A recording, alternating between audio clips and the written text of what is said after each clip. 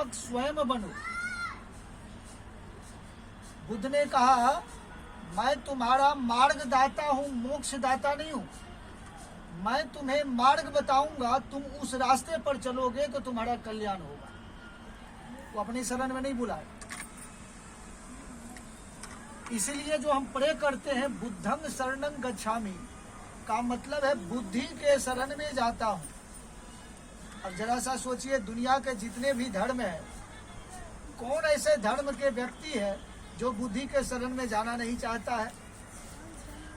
बुद्धि के शरण का मतलब आप स्कूल जाते हैं, आप पढ़ने के लिए जाते हैं, कुछ बुद्धि सीखना चाहते हैं, तो बुद्धि के शरण में जाना, यह बात बुद्ध कहते हैं। बुद्धि के शरण में जाते हैं। यदि आप स्कूल अपने बच्चों को भेजते हैं तो आप इसके मतलब है कि उन बच्चों को बुद्धि के शरण में भेजना चाहते हैं। बुद्ध अपने शरण में नहीं बुलाते हैं किसी को। ये इंपॉर्टेंट बात बुद्ध का है। फिर उन्होंने कहा धम्मं शरणं गच्छामि। बौद्ध धर्म शरणं गच्छामि नहीं कहा, धम्मं शरणं गच्छामि, यानी धम्म की शरण में जाता हूं। धम्म का मतलब है प्रकृति ने जो नियम कानून बनाया, मैं उसके शरण में जाता हूं। जैसे आग का धम्म है जलाना, खुद भी जलना और दूसरों को जलाना, ये आग का धर्म।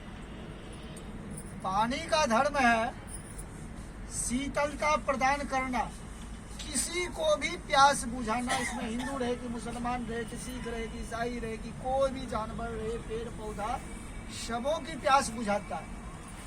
इसी तरह से मानव का भी कुछ धर्म है। और मानव का क्या धर्म है? आपस में प्रेम करना। और यह प्रेम करना आपस में दुनिया का किसी धर्म सिखा नहीं रहा। क्या सिखा रहा है?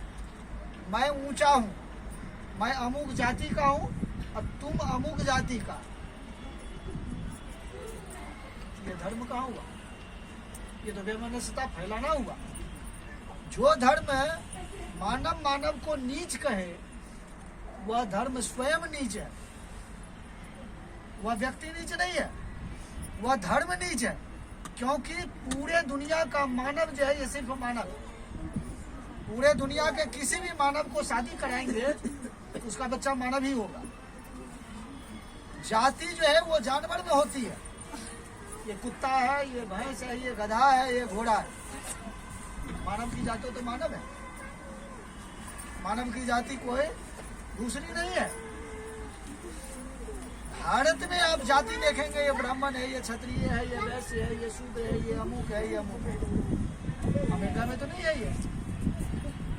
यदि ये पूरे दुनिया में जाति प्रथा होती तो अमेरिका में भी कोई ब्राह्मण होता और कोई शूद्र होता। इसी चीज का बाबा साहब ने अध्ययन किया और सभी धर्मों का अध्ययन बाबा साहब ने किया। और बाबा साहब ने अध्ययन किया और फिर संविधान ऐसा बनाया जो संविधान बुद्ध के तौर पर मानव को समानता का सिद्धांत है। इसलिए मौलिक अधिकार में दिया, अनुच्छेद 12 से 35 तक संविधान में दिया कि समानता का सिद्धांत दिया। धर्म, मूल, वंश, जाति के आधार पर भेदभाव नहीं किया जाएगा। 16 में अवसर की समानता दिया। जिनको अवसर नहीं मिला था उनको आरक्षण देकर के उस लेवल मिला। अनुच्छेद 17 बनाया अस्पृश्यता का अंत। जो आदमी कहेगा ये अछूत है, ये उसे घृणा करता है, वो दंडित है। 18 में उपाधियों का अंत किया। उपाधि मतलब कोई राजा नहीं। अब रानी के पेट से कोई राजा पैदा नहीं होगा, नसबंदी कर दिया। अब संविधान से राजा बनेगा। इसलिए बाबा साहब ने सभी धर्म का अध्ययन किया और अध्ययन करने के बाद बुद्ध के धम्म को इसलिए अपनाया। क्यों? जब हम इसको अपनाएंगे तो हम जाति जो नीच जाती है उससे हम मुक्त हो जाएंगे। जो ही हम शूद्र हैं तो हम हिंदू के शूद्र हैं, मुसलमान है तो शिया सुन्नी है, मुसलमान में भी हम जाति है। यदि हम ईसाई बन जाते हैं तो वहां भी हम दलित ईसाई कहलाएंगे। इसलिए बाबा साहब ने समानता के धर्म को अपनाया और अपने लोगों को भी मार्ग बताया कि इस मार्ग पर चलो। अब जो ही आप भगवान को मानते हैं तो ही आप हिंदू कहलाते हैं, मुसलमान कहते हैं, ईसाई कहलाते हैं, ब्राह्मण, क्षत्रिय, वैश्य, शूद्र कहलाते हैं और 6743 जाति में बट जाते हैं, ये भगवान को मानने की वजह से। अब जब आप संविधान को मानते हैं तब ये सारे ऊंच नीच का भेदभाव खत्म हो जाता है। जब आप संविधान को मानते हैं और संविधान को पढ़ते हैं तो देखिए 1 नंबर की नौकरी मिलती है IAS IPS, 2 नंबर की नौकरी डॉक्टर, इंजीनियर, क्लर्क बनते हैं, प्यून बनते हैं। यदि IAS ऑफिसर का बेटा यदि पढ़ेगा नहीं तो चपरासी बन जाएगा, और चपरासी का बेटा यदि पढ़ेगा तो IAS बन जाएगा, बनेगा ना। यदि आप संविधान का पालन करते हो तो आप राष्ट्रपति बन सकते हो, एक महिला भी राष्ट्रपति बन सकती है, लेकिन आप मंदिर के पुजारी नहीं बन सकते। बन सकते हो? एक महिला भी मंदिर का पुजारी नहीं बन सकती है, वह महिला भी कहीं पूजा पाठ नहीं करा सकती। बुद्ध के धर्म में है कि जो पूजा पाठ मैं करा रहा हूं उसमें महिला भी करवा सकते हो। महिला भी भिखुनी है, आप लोगों को पता होगा, ये काम महिला भी करा सकती है। लेकिन दुनिया के किसी धर्म में महिला मंदिर का पुजारी नहीं हो सकती है और मस्जिद का मौलाना महिला नहीं हो सकती, और किसी चर्च में भी महिला नहीं हो सकती। इसलिए बाबा साहब ने कहा कि मैं उस धर्म को अपनाऊंगा जिस धर्म में सभी बराबर हो। महिला भी इसका धर्म गुरु बन सकती है, और कोई भी व्यक्ति SC रहे कि BC रहे कि फॉरवर्ड रहे कि बैकवर्ड रहे, वो सभी समान हो जाए। तो जब आप संविधान का पालन करते हो, वो संविधान बुद्ध के थॉट पर बाबा साहब ने बनाया, जब संविधान पालन करते हो तो आप राष्ट्रपति बन जाते हो। अभी राष्ट्रपति है ना महिला, आदिवासी है ना। तो जब आप संविधान के वजह से है, वो हिंदू के वजह से नहीं है। हिंदू के वजह से तो आप तो पुजारी नहीं बन सकते थे, लेकिन बाबा साहब के संविधान के वजह से आप राष्ट्रपति बन सकते। लेकिन जब आप भगवान को मानते हो तो आप अछूत बन जाते हो, आप हिंदू बन जाते हो, मुसलमान बन जाते हो, ब्राह्मण बनते हो, शूद्र बनते हो। लेकिन संविधान का पालन करते हो तो सब समान बनते हो। तो भगवान मानना चाहिए कि संविधान। जब हमारे पुरखे भगवान को मान रहे थे तब हम क्या थे? कमर में झाड़ू बंधे हुए थे। उस भगवान के वजह से भगवान यदि उद्धार करता तो बाबा साहब से पहले हमारे लोगों का उद्धार हो गया। हजारों साल उद्धार नहीं हुआ, उसी भगवान ने हमको नीच बना करके रखा। और इसी वजह से बाबा साहब ने संविधान के तहत आप लोगों को समानता का अधिकार दिया। ये कमी कहाँ पर है? आप देखेंगे कि हर एक शुक्रवार को मुसलमान नमाज पढ़ने जाता है, अपने छोटे बच्चे को ले जाता है। आप क्या करते हैं? आप तो साल में भी नहीं भेजते हैं। मान लो अभी हमारा प्रोग्राम है तो इस मोहल्ला के जितने अपने लोग हैं उन सबका तो होना चाहिए नहीं यहाँ पर। आप एक चीज ये भी जानो, मेरे बारे में जानिए, मैं वकील हूँ, MA LLB किया है, वकालत छोड़ करके ये अपने लोगों को जगाने के लिए आया हूँ। हिंदू बाबा कोई मेरे इतना पढ़ा लिखा नहीं है, गूगल है, सर्च करना, बाबा रामदेव 8वीं पास। वो पढ़ पढ़ करके आपको जंजाल में फंसाता है। बाबा साहब ऐसे उंगली दिखाते हैं कि पार्लियामेंट पहुंचो और आप मंदिर पहुंचते। मंदिर से यदि कल्याण होता तो योगी आदित्यनाथ मंदिर छोड़ करके CM बनने गया, तो मंदिर क्यों छोड़ के गया? वो मंदिर छोड़कर CM बनने जा रहा, और आप CM के तरफ देखने के बजाय कहाँ जा रहे हो? मंदिर जा रहे हो। ये बात ब्राह्मण को समझ आता है, तेरे को समझ नहीं आता। मंदिर से यदि कल्याण होता तो वो लोग मंदिर छोड़ करके नहीं जाता। बाबा रामदेव मंदिर छोड़ करके लाला बना हुआ और आप मंदिर जा रहे हो। वह बाबा कभी भी आपको ये नहीं कहता है कि बेटा इंजीनियर बनो, डॉक्टर बनो। क्योंकि जिस दिन आप इंजीनियर डॉक्टर बन गए ना, तो बाबा के सत्संग में नहीं जाओगे आप रोज जाओगे हॉस्पिटल। तो बाबा पागल है जो आपको कहेगा इंजीनियर डॉक्टर बन, तो अपने चरणों में बुलाएगा ना, राम के चरणों में आ जाओ,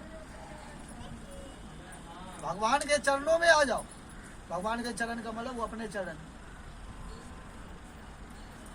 अब यदि कोई सन्यासी है तो देखो शादी भी सब बाबा किए हुए हैं। सन्यासी कैसे?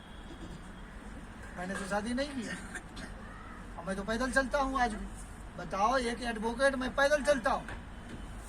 कई साल से संजय जी जानते हैं, पूछिए, कई साल से मेरे पास चलने के लिए भी कुछ नहीं। आपके पास क्यों आता हूँ? अभी मैंने कहा कि मैं गुजरात वाले लोगों के बीच में मीटिंग कर रहा हूँ। आपके पास इसलिए आता हूँ कि मुझे लगता है ये हमारा परिवार है, इसको हम नहीं समझाएंगे तो फिर समझाएगा? हम तो समझाएगा नहीं। समझाता तो हजारों साल से, आपको समझाया क्यों? समझाया, समझाता थी हजारों साल से, आपको क्यों नहीं समझाया? वो नहीं समझाएगा। बाबा साहब की मानोगे नहीं, जानोगे नहीं, जानोगे नहीं तो मानोगे नहीं, आप उसी में लगे रहोगे। हमारे कितने पुरखे समझाते समझाते थक गए। रविदास समझा गए, कबीरदास समझा गए, ज्योतिबा फुले समझा गए, बाबा समझा चले गए, कितने लोग समझा के चले गए, तो यूँ नहीं समझ रहे, यूँ नहीं समझ रहे। महिलाओं को खास करके समझना ज्यादा जरूरी है, क्योंकि एक महिला यदि नहीं समझती है तो अपने बच्चे को फिर पुनः पाखंडी बना देती है। महिला को समझना ज्यादा जरूरी है। तरह तरह का रोज दिन इस तरह से आपको जंजाल में फंसाया जाता है, और वह पर्व का माध्यम है। एक साल में रोज ही पर्व रहेगा। आज सोमवारी है, मंगलवारी है, कल दुर्गा पूजा है, कल काली पूजा है, कल करवा चौथ है, परसों मीठा चौथ है, पता नहीं, रोज आप यही करोगे और आपके बच्चे पढ़ने नहीं जाएंगे। रोज आप यही करोगे। जब आप इससे मुक्त हो जाते हो तब आप अपने बच्चों की तरफ ध्यान देते हो कि मुझे अपने बच्चों को क्या करना है। फिर बुद्ध ने कहा धम्म की शरण में जाने से काम नहीं चलेगा। संघं शरणं गच्छामि, संघ के शरण में जाना। जैसे हम सब लोग बैठे हुए एक संघ होगा, तो संघ मिला करके जाएंगे तब होगा। ये संघ मिला करके होगा तब ये नेता भी बनिएगा। संघ मिला करके होगा तब आपका धर्म का प्रचार भी होगा। संघ मिला करके होगा तब आपके छोटे मोटे काम भी होंगे। मान लो एक हमारा भाई किताब बेचता है तो हमको किताब खरीदना है, भाई से किताब करना। एक हमारा भाई ट्यूशन पढ़ाता है तो उनके पास अपने बच्चे हुए। एक हमारा भाई कोई डॉक्टर है तो उसके पास चला जाए। आते जाते रहोगे तब न जानोगे कि कौन क्या करता है। सब्जी खरीदने जाओ तो देखो कि हमारा भाई सब्जी बेच रहा है तो उसी से